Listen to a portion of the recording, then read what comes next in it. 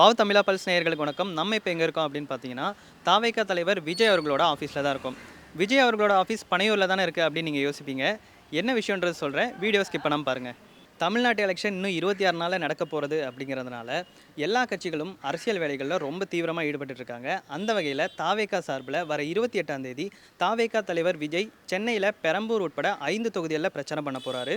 So அதுக்காக தான் இப்போ வந்து பெரம்பூர் பகுதியில் வந்து அவரோட ஆஃபீஸ் வந்து போட்டிருக்காங்க. ஸோ அந்த ஆஃபீஸ் கிட்ட நின்று தான் நம்ம இப்போ பேசிகிட்டு இருக்கோம். ஸோ அந்த ஆஃபீஸை தான் நீங்கள் இப்போ பார்த்துருக்கீங்க. மொத்தம் 3500 ஸ்கொயர் ஃபீட்டில் இந்த ஆஃபீஸ் இருக்குது அப்படின்ற மாதிரி சொல்லிட்டு இருக்காங்க. இந்த தொகுதியில் தான் தாவேகா தலைவர் விஜய் வந்து போட்டி போட போகிறாரு அப்படின்ற மாதிரி சொல்கிறாங்க. ஸோ அதை பற்றி மக்கள் என்ன நினைக்கிறாங்க அப்படின்றத கேட்டு தெரிஞ்சுக்கலாம். சார், இந்த இடம் வந்து 3000 ஸ்கொயர் ஃபீட் சம்திங்கு.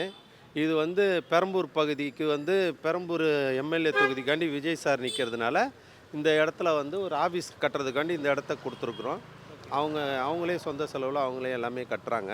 இது வந்து விஜய் சார் வந்து வந்து தங்குறதுக்கு வந்தால் இங்கே வந்து தங்கி ஆஃபீஸ் பேரர்ஸ் எல்லாம் சந்திக்கிறதுக்காண்டி அவங்க கட்டியிருக்காங்க. விஜய் அவர்களுமே இங்கே தான் போட்டி போடுவார் அப்படின்ற மாதிரி சொல்கிறாங்களே, அது ஆமாம், இங்கே தான் போட்டி போட போகிறார். இந்த ஏரியா இந்த ஏரியா தான் பெரம்பூர் தொகுதின்றதுனால தான் இவ்வளோ ரெடி பண்ணிக்கிட்டு இருக்காங்க. அவங்க வந்தால் அவருக்கான ஒரு எதிர்பார்ப்பு அப்படின்னு கண்டிப்பாக ஜெயிப்பார். மக்கள்கிட்ட நல்ல பேர் இருக்குது. ஓரளவு அவர் ஜெயிக்கணும், எல்லாருக்கும் அது ஒரு ஆசை. புதுசாக ஒருத்தரை வரணும்னு தானே எல்லாரும் எதிர்பார்க்குறாங்க. அதனால் இந்த தடவை அவர் வரட்டும் அப்படின்னு எல்லாரும் எதிர்பார்க்குறாங்க. ஒரு மாற்றம் தானே இப்போ எல்லாரும் விரும்புகிறாங்க.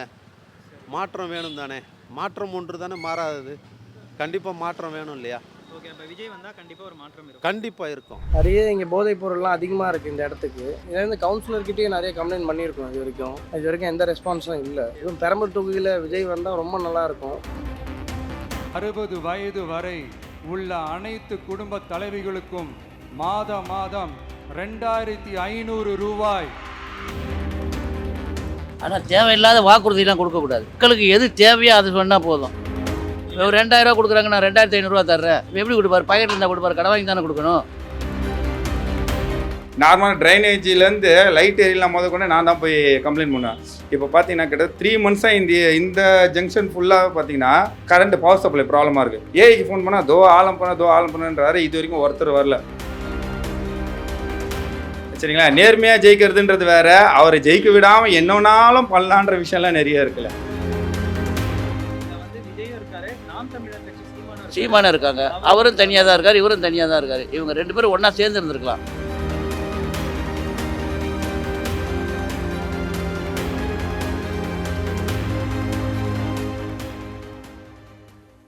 இதுவும் பெரம்பூர் தொகுதியில் விஜய் வந்தால் ரொம்ப நல்லாயிருக்கும். நிறைய இங்கே போதைப் பொருள்லாம் அதிகமாக இருக்குது இந்த இடத்துக்கு விஜய் வந்தால் கண்டிப்பாக ஒரு மாற்றம் நடக்கும். இதுலேருந்து கவுன்சிலர்கிட்டயே நிறைய கம்ப்ளைண்ட் பண்ணியிருக்கோம். இது வரைக்கும் எந்த ரெஸ்பான்ஸும் இல்லை. நான் எங்கள் சர்க்குலேஷன், எங்களோட ஃப்ரெண்ட் சர்க்குலேஷன் எல்லாருமே ஃபுட்பால் பிளேயர்ஸு, கிரிக்கெட்டு எல்லாமே இருக்காங்க. ஆனால் எங்களுக்கான எதுவும் கிடைக்கல, ஸ்போர்ட்ஸும் கிடைக்கல. எங்கள் கிரவுண்டு ரெடி பண்ணி எந்த ஸ்பெஷாலிட்டியும் கொடுக்கல. அதனால் எங்களுக்கு மாற்றம் தேவை. எங்களோட ஓட்டு எல்லாமே டிவி கேக்கு தான் போடுவோம். இது வரைக்கும் அவர் மழை இதில் கூட எங்களது வந்து எம்கேபி நகர், உதயசூர் நகர் சார்ந்தது. மழையில் ஃப்ளட்டில் வந்து இது வரைக்கும் வந்து என்ன ப்ராப்ளம் என்னன்னே தெரியாது. இது வரைக்கும் வந்து ஒரு இதுவும் கேட்டதே இல்லை. பார்க்க முடியாத அது வேற. எல்லாருக்கும் வாய்ப்பு கொடுத்தனால தான் என்ன செய்கிறாங்கன்றது தெரியுது. ஆனால் விஜய்க்கு என்ன வாய்ப்பு கொடுத்தா தான் அவர் என்ன செய்ய போகிறாரு தெரியும். இவங்களுக்கு கொடுத்தோம் இத்தனை வருஷமாக ஏடிஎம்கே டிஎம்கே ஒன்றுமே பிரயோஜனமும் இல்லை, ஒன்றுமே இல்லை.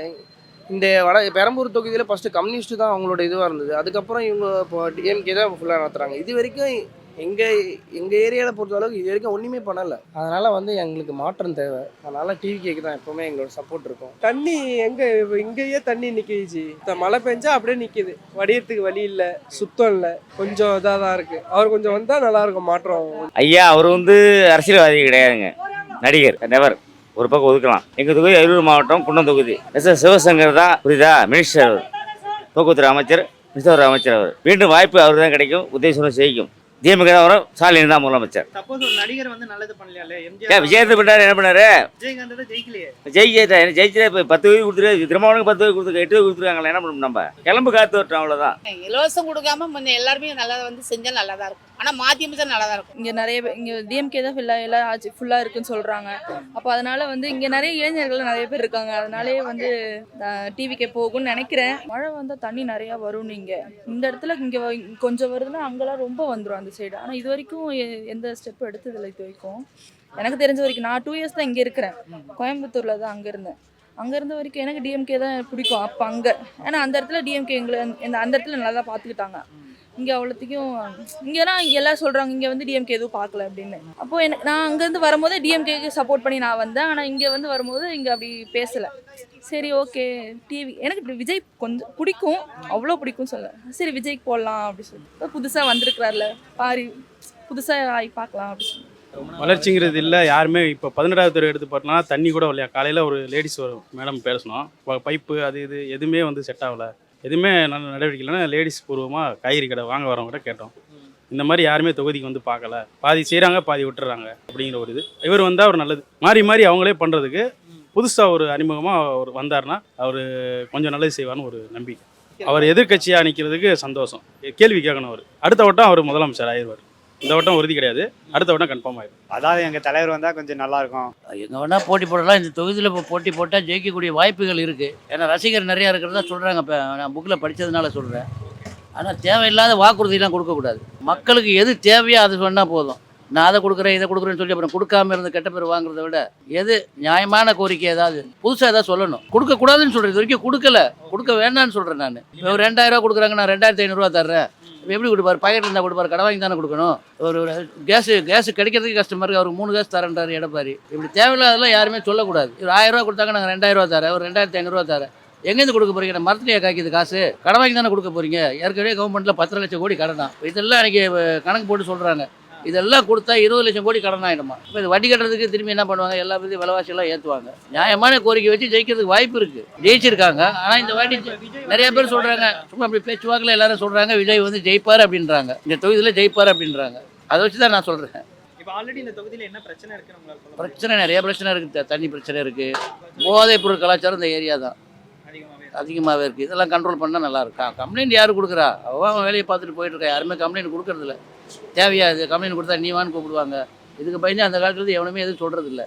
அப்படியே கவர்மெண்ட்டில் சொல்லிட்டா கூட இல்லை. நீங்கள் ஒரு போலீஸ்காரன் போய் கம்ப்ளைண்ட் கொடுங்கன்னு சொல்லுங்கள். இந்த கம்ப்ளைண்ட் யார் கொடுத்தா போலீஸ்காரனே அவன்கிட்ட சொல்லிடுவான், இவன் தான் கொடுத்தான்ட்டு. அந்த மாதிரி இந்த ஏரியாவே உண்டு. ஏன்னா அந்த ஏரியாவில் தான் இருக்கேன். இன்றைக்கி நேற்று இல்லை, 60 வருஷமாக இருக்கேன். 5 என்னென்ன பிரச்சனை இருக்குன்னா இந்த போதைப் பொருள் நிறையா இருக்குது. அங்கங்கே பிளாக்கில் சரக்கு விற்கிறது எல்லாமே இருக்குது. காலகட்டத்தில் 5 மணிக்கே குடிச்சிட்டு தான் போயிட்டுருக்கான். எல்லாமே இருக்குது. இங்கே இந்த ஏரியாவில் எல்லாமே இருக்குது, இல்லைன்னு சொல்லலை. அதெல்லாம் ஓரளவுக்கு பரவாயில்ல, நல்லா இருக்குது. போதைப் பொருள் கலாச்சாரம் வட சென்னையில் அதிகம். இதை கண்ட்ரோல் கொண்டு வந்தால் தான் நல்லது. மழை பெஞ்சா தண்ணி வருதுன்னா எல்லா தண்ணியும் இந்த வழியாக தான் போகணும். இன்றைக்கி நேரத்துன்னு இல்லை, அது அந்த சின்ன வயசுலேருந்தே பார்த்துருக்கோம் நாங்கள். அதிகமாக மழை பெஞ்சா இது பள்ளமான ஏரியா, இங்கே வந்தால் கடலுக்கு போகணும், வேறு வழி இல்லைல்ல. அப்போ இங்கே 2-3 நாள் தண்ணி நின்று தான் கண்டிப்பாக நிற்கும். கடலில் தண்ணி உள்ளே போச்சுன்னா ஆட்டோமேட்டிக்காக போயிடும். தண்ணி நிறுத்து இன்றைக்கி நேற்று புதுசாக வர்றதில்லை. எங்கே மழை பெஞ்சாலும் தண்ணியெல்லாம் இங்கே தான் வரணும். எனக்கு சின்ன பிள்ளையில விவரம் தெரிஞ்சு இப்போ இருக்கிற அந்த முத்தமிழ் நகர் ஒரு பெரிய கொடுங்கையூர் ஏரி, அந்த ஏரியை மூடி தான் முத்தமிழ் நகரே உருவாக்குனாங்க. எம்ஆர் நகர் தண்ணா பெரிய ஏரி, அந்த தண்ணியெலாம் எங்கே போகும்? அன்றைக்கி மழை பெஞ்ச தண்ணி அந்த ஏரிக்கு தானே வந்துச்சு. இப்போ இங்கே வீடு இருக்கிறனால அந்த தண்ணியெல்லாம் இந்த வழியாக தான் வரணும், வேறு வழி இல்லை. எல்லா தண்ணியும் மழை பெஞ்சா இங்கேருந்து வர தண்ணியெல்லாம் இந்த காவாக்கு தான் வரணும். காவா இங்கே தானே இருக்குது. இப்போ இங்கே வந்து தான் போகணும். அப்போ அதாவது அதிகபட்ச மழை பெஞ்சால் 2 நாள் 3 நாள் தண்ணி இடுப்பளவு தண்ணி இருக்கும். அந்த நேரத்தில் ஏரியை திறந்துருவாங்க, புழல் ஏரியா. அந்த தண்ணி இங்கே தான் வரணும். தண்ணி போகிற வழி தானுங்க. வழி அடைச்சா என்ன பண்ணுவீங்க? அந்த பிரச்சனை இருக்குது. அதெல்லாம் என்ன பண்ண போகிறாங்கன்னு தெரியல. இப்போ இதில் வந்து விஜயும் இருக்காரு, நாம் தமிழர் கட்சி சீமானம் இருக்காங்க. அவரும் தனியாக தான் இருக்கார், இவரும் தனியாக தான் இருக்கார். இவங்க 2 பேரும் ஒன்றா சேர்ந்து இருந்திருக்கலாம் என்னுடைய கருத்து பிரகாரம். ஆனால் 2 பேரும் சேர்ந்து இருந்தால் ஓரளவுக்கு ஒரு வாய்ஸ் இருந்திருக்கும். ஆனால் சேரலை. அது இவங்களுடைய தவறு. அவரை கேட்டால் ஏன் கொள்கை வேறுன்றாரு, இவரை கேட்டால் ஏன் கொள்கை வேறுன்றாரு. ஏன்னா இவ்வளோ அலைன்ஸ் வச்சுருக்காங்க. இருக்கும்போது இவங்க 2 பேர் சேர்ந்துருந்தா கூட ஓரளவுக்கு. ஏன்னா போன வாட்டி சீமான்ட்ட 37 லட்சம் ஓட்டு இருக்குது.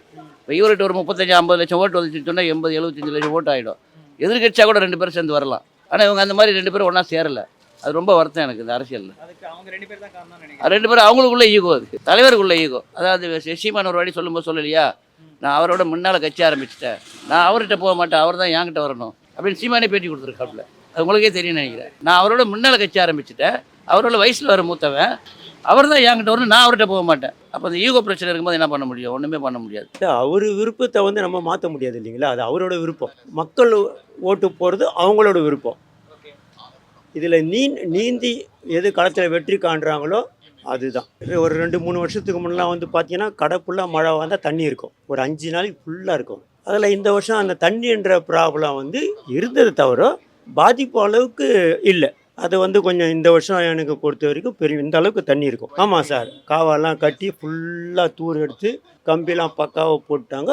அந்த ஒரு சௌகரியம் இல்லை. ஆனால் மற்றபடி வந்து அந்த கொசு வந்து என்றைக்கு அந்த கொசு இருந்ததோ அதோட ஜாஸ்தியாக இருக்குது. பெரும்பாலும் அந்த காலத்துலேருந்தே சார், எம்ஜிஆர் காலத்துலேருந்தே வந்து இது ஒரு சிலரோட கோட்டை அப்படின்ற மாதிரி அதுலேயும் வந்து இப்போ இருக்கிறவங்க வந்து பார்த்தீங்கன்னா நல்லா பண்ணிக்கிறாரு. அதனால் அது ஓவர்டேக் பண்ண முடியுமா முடியாதான்றது நான் சொல்ல முடியாது. ஏன்னா முன்ன இந்த தெருவு நேராக போக முடியாது, பிரிட்ஜே கிடையாது. இப்போ இதுலேருந்து பார்த்தீங்கன்னா பிரிட்ஜு நல்லா பக்காவாக இருக்கும்.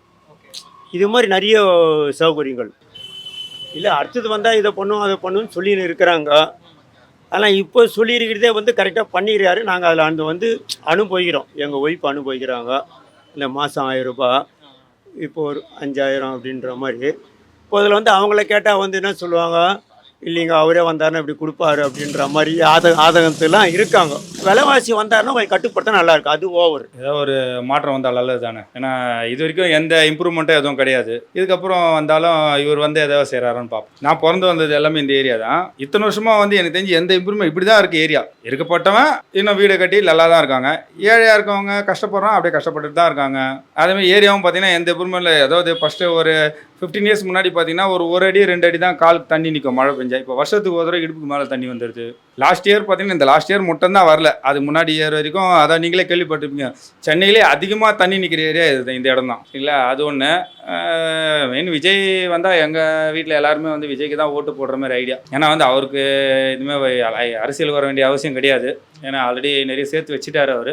அதனால் வராருன்னா மக்களுக்கு எதாவது பண்ணணுன்றதுக்காக தான் மெயின் அவர் வரதுன்றது. அவர் வந்தால் என்ன பண்ணுவார்னா மெயின் வந்து இந்த யூத்ஸுக்கெல்லாம் கொஞ்சம் இம்பார்ட்டன்ஸ் கொடுப்பா போல்.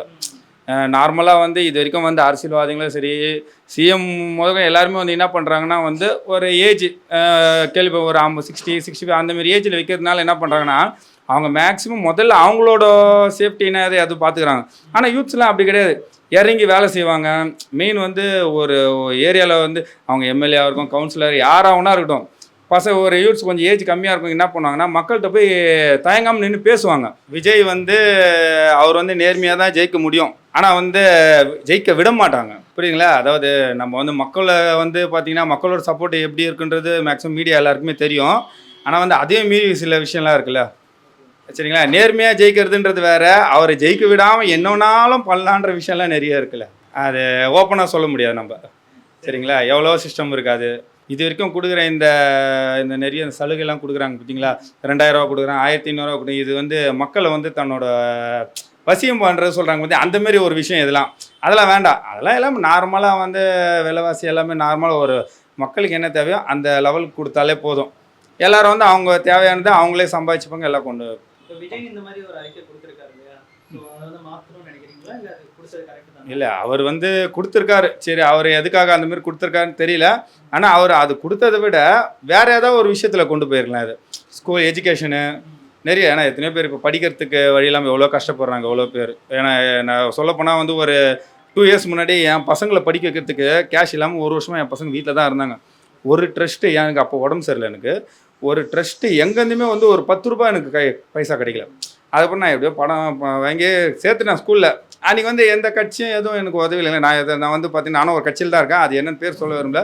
எவ்வளோ ஓடி உழைச்சேன், எவ்வளோ பண்ணேன். இந்த ஏரியாவில் பார்த்தீங்கன்னா நார்மலாக ட்ரைனேஜிலேருந்து லைட் ஏரியெலாம் முதற்கொண்டு நான் தான் போய் கம்ப்ளைண்ட் பண்ணுவேன். இப்போ பார்த்தீங்கன்னா கிட்டத்தட்ட 3 மந்த்ஸாக இந்த ஜங்ஷன் ஃபுல்லாக பார்த்தீங்கன்னா கரண்ட் பவர் சப்ளை ப்ராப்ளமாக இருக்குது. ஏஐக்கு ஃபோன் பண்ணால் ஆலம் பண்ணன்றாரு. இது வரைக்கும் ஒருத்தர் வரல. கேபிள் மாற்றிட்டேன்னாங்க, அப்பயும் அதே ப்ராப்ளம் தான். காலையில் ஒரு 1/2 hour, ஈவினிங் ஒரு 1/2 hour வந்து கரண்ட் ப்ராப்ளம் அந்த மாதிரி வரும். அது கம்ப்ளைண்ட் பண்ணாலும் எந்த பிரச்சனையும் இல்லை.